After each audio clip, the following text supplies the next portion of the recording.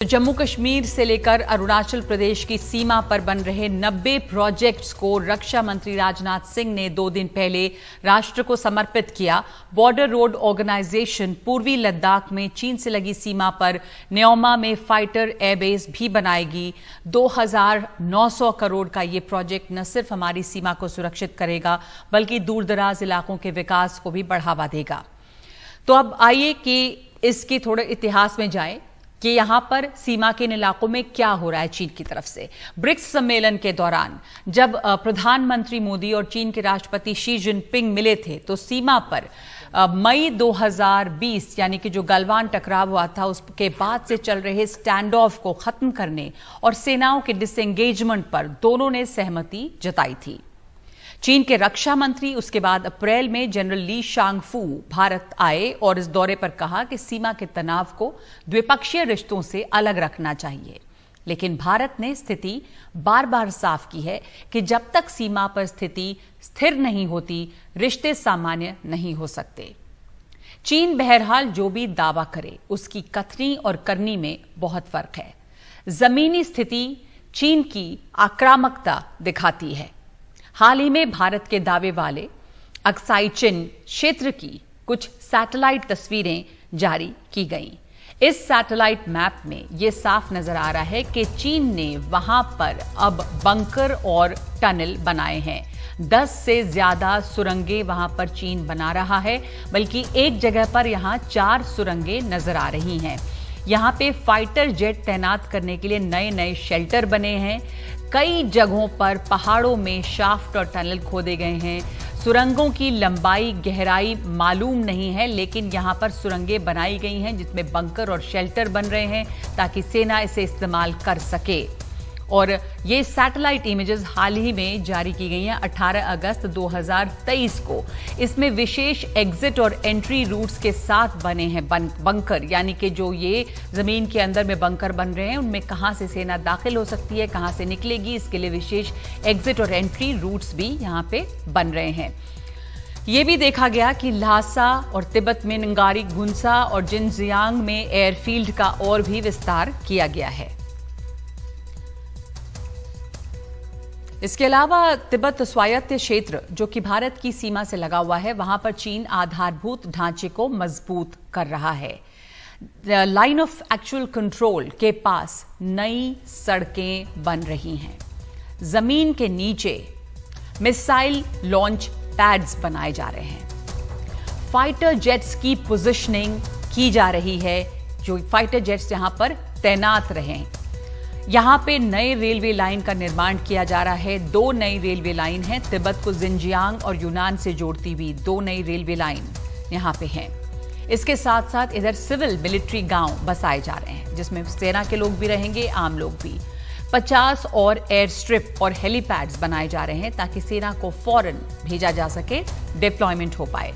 चीन की इस साल तिब्बत में 191 नए प्रोजेक्ट्स की योजना है जिसका बजट $21 बिलियन बताया जा रहा है। तो ये सब ये दिखाता है कि पीपल्स लिबरेशन आर्मी यानी जो चीन की सेना है वो पीछे हटने के लिए नहीं बल्कि लंबे समय तक वहां पर जमे रहने की तैयारी कर रही है। कई जानकार ये मानते हैं कि ये चीन की डिफेंस नीति नहीं है, ये हमले की तैयारी है। ऐसे में भारत को अपनी सीमाओं पर जवाबी कार्रवाई को तेज करना जरूरी है और तभी देखा गया है कि दौलत बेग ओल्डी, फुकचे, न्योमा, पासीघाट इन सब जगहों पर एडवांस्ड एयरफील्ड बन रहे हैं। साथ ही अरुणाचल में 1800 किलोमीटर लंबी फ्रंटियर हाईवे का भी निर्माण किया गया है। तो सबसे पहले भारत की तैयारियों पर यह रिपोर्ट।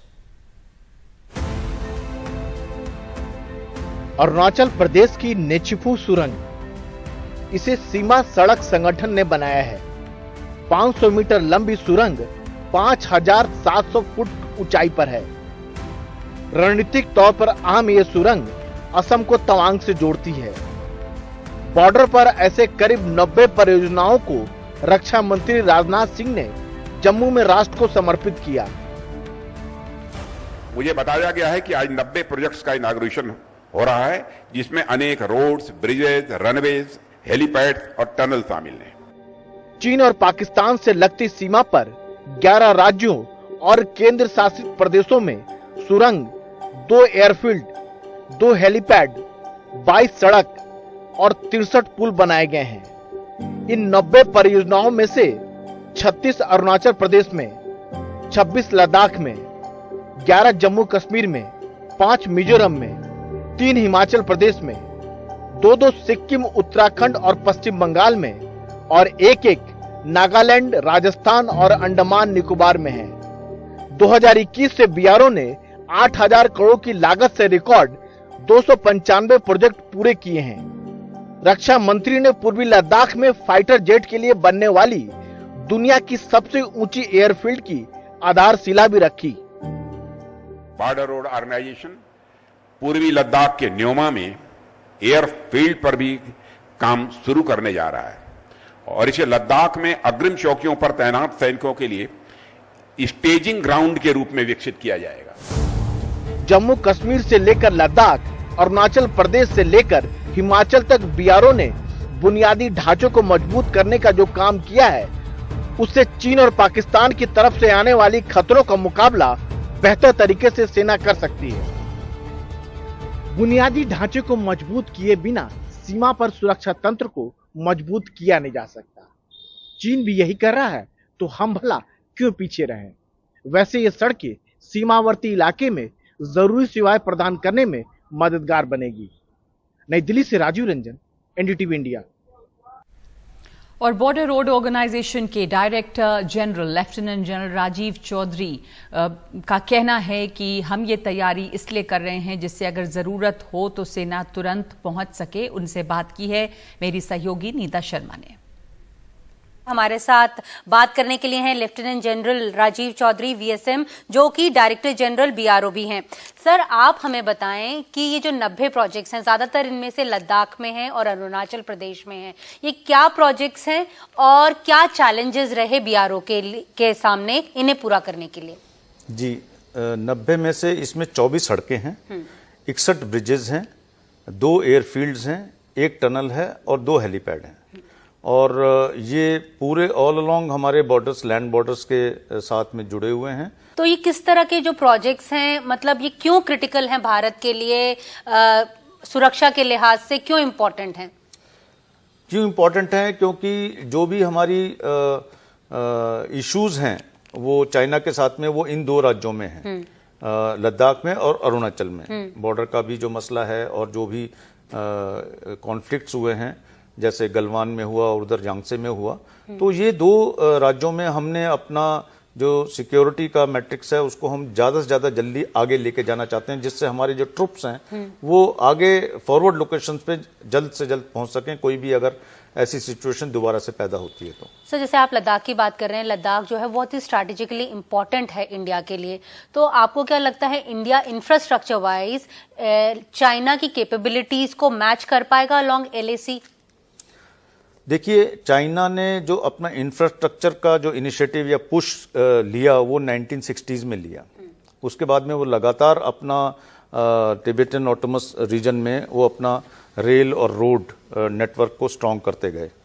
हम शुरू से जो हमारी सरकारें रही हैं उनकी ये सोच थी कि हम थोड़ा सा डिफेंसिव रहें और अपनी सड़कें ज़्यादा आगे तक ना लेके जाएं, क्योंकि अगर चाइना इन सड़कों तक आ जाता है और वो इनको यूज करता है तो that will be against us. लेकिन मैं आपको बहुत विश्वास के साथ ये कहना चाहता हूं कि अगले 4 और 5 सालों में अगर इसी तरह की सपोर्ट मिलती रही हमें, बजट की भी और मशीनों की और जो हमारे प्रोसेसेस हैं, तो हम अगले 4-5 साल में इसको बिल्कुल बराबर कर देंगे और आगे भी ये चलता रहा तो हम चाइना को बहुत पीछे छोड़ देंगे इसमें। तो ये उम्मीद जताई जा रही है कि चीन को हम पीछे छोड़ सकते हैं। वैसे चीन जो है वो उसने भी 2017 के बाद से बहुत तेजी लाई है यहाँ पर आधारभूत ढांचे के निर्माण में। इन 2 क्षेत्रों में, लद्दाख से लगी हुई जो इलाका है और साथ साथ अरुणाचल। हमारे साथ इस समय मौजूद हैं लेफ्टिनेंट जनरल अता हसनैन। इस बात को हम समझना चाहते हैं कि हमारे लिए यहाँ पर इंफ्रास्ट्रक्चर का डेवलपमेंट इतना अहम हो जाता है। और लेफ्टिनेंट जनरल अता हसनैन, हमने जो अभी देखा, भारत एक तरह से जवाब दे रहा है चीन की आक्रामकता का। वहां पर बहुत तेजी से निर्माण हुए हैं, बल्कि एक यूएस स्टडी है, एक 2022 में पेपर छपा है पीपल्स लिबरेशन आर्मी के ऊपर, स्टडी की गई यूएस के एक ऑर्गेनाइजेशन की तरफ से, जिसमें ये दिखता है साफ कि लगभग 50 एयरपोर्ट और हेलीपैड तिब्बत में और जिनजियांग में, जिसमें से 36 जो हैं वो 2017 के बाद से ही बने हैं और ये भारतीय सीमा के बहुत करीब हैं। बल्कि अंडर कंस्ट्रक्शन नगारी बुरांग एयरपोर्ट है और शिगात्से टिंगरी एयरपोर्ट है। ये भारतीय सीमा से सिर्फ 60 किलोमीटर दूर है। तो इन इलाकों में इंफ्रास्ट्रक्चर का डेवलपमेंट जो अब भारत कर रहा है वो काफी लगता है।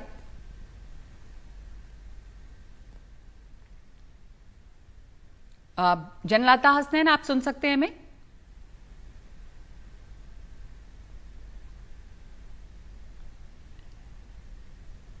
तो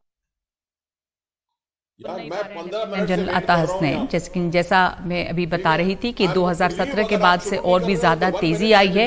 हाल ही के जो सैटेलाइट मैप्स हैं आक्साई चीन के इलाके के, उसमें दिखता है कि जमीन के अंदर भी कितना कंस्ट्रक्शन कर रहा है चीन।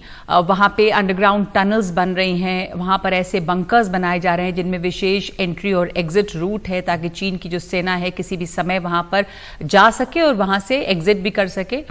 बल्कि वहां पे जो फाइटर जेट्स हैं उन्हें रखने के लिए, उन्हें पोजीशन में रखने के लिए शेल्टर्स भी बनाए गए हैं, ताकि वहां पर फाइटर जेट्स को तैनात किया जा सके। और इसी के अब यहाँ पर हम देख रहे हैं कि जो भारत अपने आधारभूत ढांचे को भी यहाँ मजबूत कर रहा है। 90 परियोजनाओं की सौगात दी गई है जम्मू कश्मीर में। इसमें से अलग अलग जगहों पर परियोजनाएं हैं, अरुणाचल में है, मिजोरम में है। इन सभी जगहों पर इनकी शुरुआत की गई है ताकि जो हमारे बॉर्डर स्टेट्स हैं, 2 क्षेत्रों में सबसे ज्यादा चीन के साथ तनाव की स्थिति बनी हुई है, एक लद्दाख के इलाके में और एक अरुणाचल। तो इन दोनों जगहों पर जो हमारी सीमा है वहां पर भारत की तैयारी भी पूरी हो, इसके लिए 90 परियोजनाओं को शुरू किया गया है। इनमें हिमाचल प्रदेश में भी परियोजनाएं हैं, अरुणाचल में है, मिजोरम में है। तो इन सभी जगहों पर और भी ज्यादा अब विकास नजर आएगा। लेफ्टिनेंट जनरल अता हसनैन हमारे साथ जुड़ गए हैं। आपको आवाज नहीं आ रही थी लेफ्टिनेंट जनरल अता हसनैन इसके पहले, पर मैं यही देख रही, आपसे सवाल पूछ रही थी कि चीन ने बहुत आक्रामकता से यहाँ पे विकास किया इन इलाकों में, चाहे वो तिब्बत में हेलीपैड और एयरपोर्ट बनाना हो, जिनजियांग में हो।